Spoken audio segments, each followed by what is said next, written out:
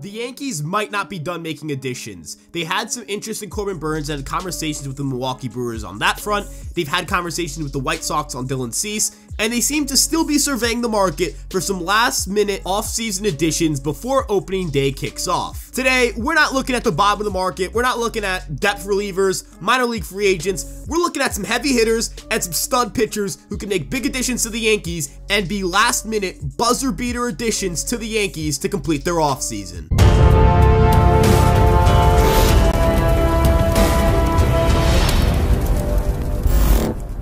Before we get into today's video, make sure you guys like, comment, subscribe, and turn on that notification bell. You guys can check out our other social media pages on Instagram, TikTok, Facebook, Twitter, and of course this YouTube page. And EmpireSportsMedia.com is where you can get written coverage on all of your favorite New York sports teams. But with all of that out of the way, let's get into today's video. Now let's get things started with Shane Bieber. Now, Shane Bieber's coming off of a pretty rough 2023 season for his standards. He still was above average in terms of run prevention with a 3.80 ERA, but he had his lowest strikeout rate at 20.1%. He had his worst fielding independent pitching at 3.87, and he just looked like a different pitcher, not in the good way. He started steering more away from his breaking balls. He didn't get as many swings and misses. He allowed more home runs. He gave up harder contact. Everything across the board just got worse, and it was a really concerning decline given the fact that he also had a shoulder injury during the season. Now, he's been at Driveline working on building some of his velocity back, getting a little stronger, getting back to where he used to be when he was throwing 93 to 94 and striking a bunch of batters out. And Driveline videos from his throwing have shown that he's averaging 93.2 miles per hour.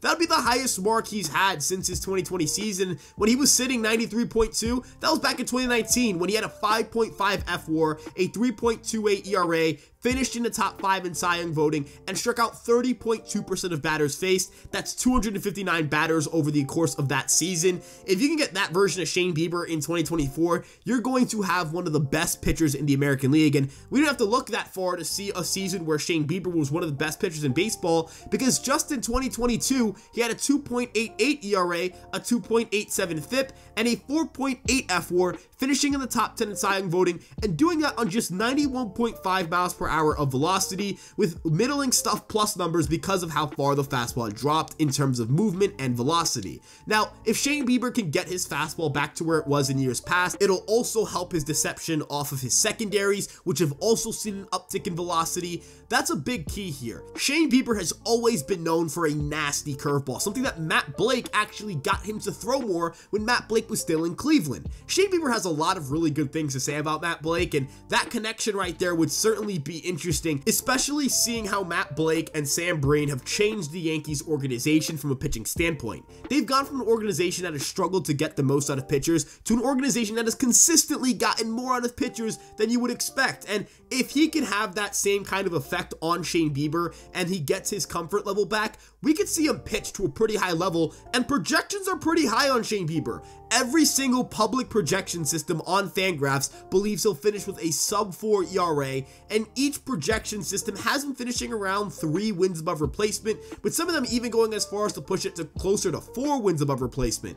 If you get roughly a 3 to 4 win pitcher, and you add that to the Yankees rotation, you're going to have a really stacked 1 through 5, and the Yankees are going to win a lot of ball games with that kind of addition to their rotation. And the big thing here is that he probably won't cost too much on the trade market, because he's only got 1 year left. Now, I say he probably won't cost too much because I don't actually know what he's going to cost. I'm not in the Guardians front office. I have not negotiated with the Guardians directly. I'm sure the Yankees have touched base and have kind of seen what the Guardians price point is. There are a couple of complications here. Number one, and the biggest one, is I oftentimes see Everson Pereira mocked in a trade for Shane Bieber, and we've actually done that ourselves, but we have to understand that if the Cleveland Guardians don't view Everson Pereira as a good prospect, then they won't see him as somebody that's worth acquiring in a deal for Shane Bieber. They'll instead pivot to teams that have prospects they do like, and for those also suggesting maybe an Oswald Peraza or an infield prospect, the Guardians are kind of stacked there. They obviously extended Andres Jimenez a year ago. Jose Ramirez, who's the best player on their team, also received an extension pretty recently.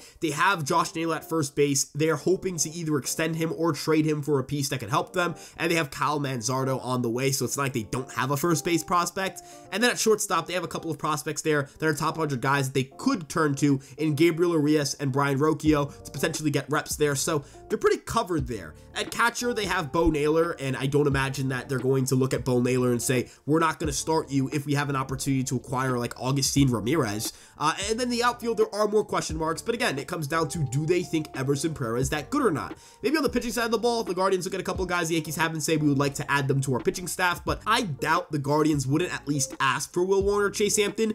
And from their perspective, why not just wait until the deadline? You don't know what's going to happen this year. The division's pretty weak. They didn't really make any additions, but they could still theoretically compete for the AL Central. I completely understand if they don't end up moving Shane Bieber, but if they were to, I think the Yankees would certainly be a great team to get him, and I think they'd be in a much better position in the rotation with him slotted in the middle there to stabilize and give them more upside and depth. Now, this is going to be an unpopular name to have on the list, but quite honestly, I don't care about being popular. I care about being right, and I think I'll be very right about this. Not that the Yankees are going to sign this guy, but that he's going to be a quality baseball player next year and really help a team in need of third base help, and that's Matt Chapman. Now, Matt Chapman last year really struggled after the month of April, and everybody points it out to say that, hey, he's not that good and teams should stay away from him, but there are a couple of things that he really struggled with that aren't necessarily his fault. Number one, he struggled to pull the ball in the air, specifically with his barrels, and he barreled a ton of baseballs last year, a 17.1% barrel rate,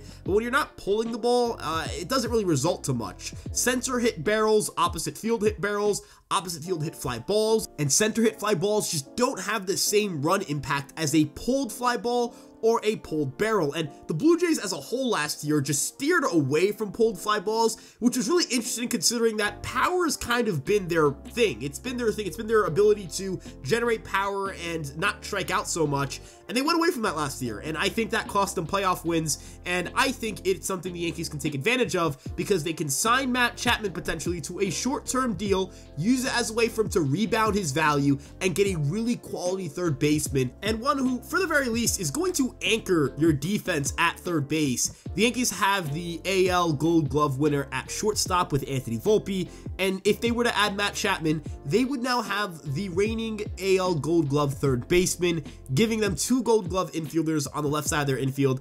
It's pretty hard to argue with that in terms of defensive impact, defensive value, how that could help your pitching staff, and his swing decisions are pretty good, that being Matt Chapman's. The athleticism is really good. There's a reason why he's such a good defensive third baseman. The base running value has been pretty good.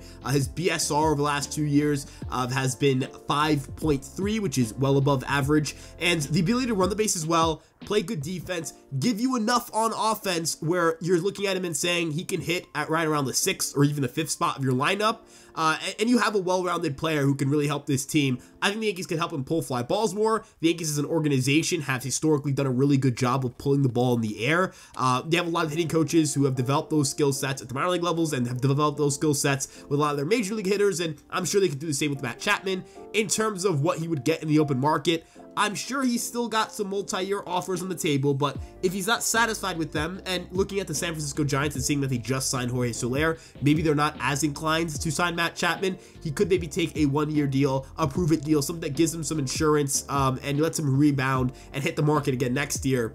He won't have the qualifying offer on him as well, and I think that's an important thing here. He has it right now. The Yankees would have to lose a draft pick to sign him, but he would not next year, and I think that could help his value a lot because teams who are staying away from qualifying offer players may be more open to signing him. They won't have to lose draft compensation, and then in the terms of if he performs well in New York, he'll certainly get a bag, and this is, again, a very valuable player because of his defense. His bat has always been pretty good, never elite, but pretty good, and projections as a whole think he's going to remain a pretty good player and an above average hitter. Zip says him as a 113 WRC plus hitter, the bat X at a 121. Steamer is the lowest on him at a 103, but they still project him for 2.6 WAR, and again, that's an upgrade for the Yankees at third base. They're currently relying on an aging DJ LeMahieu and an unproven Oswald Peraza. Give me Matt Chapman over what they have right now, any day of the week. He's a top 10 third baseman in wins above replacement over the last 2 and the last 3 seasons. He's up there with guys like Alex Bregman and Rafael Devers in terms of wins above replacement. And while he doesn't present the same upside as the 2 guys I just mentioned, he is really consistent and he's a great defender. He'll anchor your defense. He'll give you a bat that extends your lineup. He's got good walk rates. He's got good speed. He's got good power. And I think on a 1-year deal with a player option for a 2nd year at around $25 million a year would be a good flyer for the Yankees, and it would greatly improve their lineup and infield. Now, the last player I want to talk about is Dylan Cease, and the Yankees are reportedly still open to trading for Dylan Cease, according to Bob Nightingale, and those conversations, I'm not sure where they're going to go. I'm not sure if the Yankees are going to end up with him. If you ask me right now if the New York Yankees are going to trade for Dylan Cease before opening day, I would say emphatically no. I think the New York Yankees are done making big additions, but if they were to make a big splash, the likeliest option on this list is probably Cease. He's the guy they've had the most connections with. He's the guy who is the most readily available. I guess Matt Chapman is more readily available because he is a free agent and does have to sign somewhere, but I do believe Matt Chapman will get a multi-year offer somewhere. That's just more of a situation where his market might fall to the point where a team can give him a 1-year deal or a 1-year deal with a player option. But as it pertains to Dylan Cease, he is a guy who, he finished 2nd in the Cy Young voting in 2022, was one of the best pitchers in baseball, and he looked kind of mediocre last year. Instead of looking like the dominant Cy Young competitor that he should be, he lost a tick on his fastball that resulted in him losing an inch of vertical ride. He was less effective at getting chases. He was less effective at getting whiffs. He allowed much harder contact as well. Everything just got worse across the board, and he's going to cost a pretty penny to acquire in the trade market, and for that reason, I believe the Yankees are better off just waiting to see how he pitches this year before they proceed in any advancing talks to get him. The Yankees are definitely in an interesting situation where they could get more out of a guy like Dylan Cease, and you could argue that Matt Blake and Sam Breen would get him back to where he needs to be, but you're not paying a Spencer Jones price tag for a guy who needs to work on some things to get back to his original level. He lost a lot of points and stuff plus because of the decrease in movement and velocity, and those kinds of things are really concerning, especially considering that we had a pitch clock added last year. Pitchers had less time between pitches. Perhaps he didn't hold up as well to that workload, and with more restrictions on the pitch clock, I believe it's shortening with nobody on.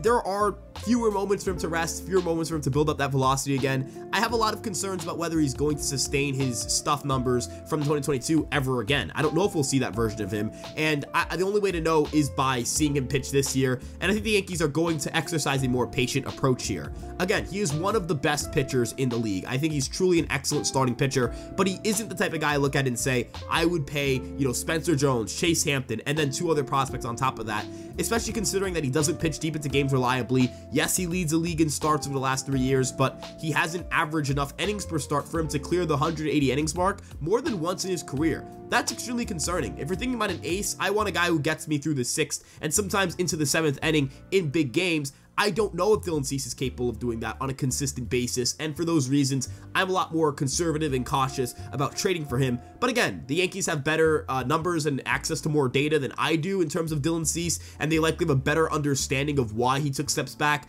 why he got worse, if it's fixable or not. And those are questions the White Sox are going to have to ask themselves as well. They obviously want to move him. They would like to get a hefty return for him and begin their rebuild, or I guess you could say continue their rebuild. But right now, Dylan Cease is a question mark, and the Yankees have to treat him as such, and that's how I'm treating him. But if they were to pull off a massive deal for a starting pitcher, like a blockbuster, I believe Dylan Cease is the most likely option because, again, that's the guy they've had the most connections to. But let us know what you guys think. What do you guys think the Yankees are going to do before spring training ends? Do you think they'll make any additions? Do you think they'll swoop in on a free agent market that's stalled? Do you think they'll pull off any trades? Or do you think they'll roll into 2024 with this roster, see how it plays out, and then make any potential additions at the trade deadline? Let us know your thoughts in the comment section below. If there's anybody I missed out on, I know I didn't talk about Blake Snell, but the reports that they were out on him have me believing that they're not going to pay the price he wants, and I don't think he's going to settle for a short-term deal. But again, I want to know all your thoughts in the comment section below. Like, comment, subscribe, turn on that notification bell, check out our various social media pages. We have a TikTok, Instagram, Facebook, Twitter, and of course this YouTube page. And you can check out EmpireSportsMedia.com. That is where we have all of our written content for the New York Yankees. I'm Ryan from Fireside Yankees. Follow me on Twitter at Ryan Garcia ESM, and we'll see you guys in the next one. Peace out.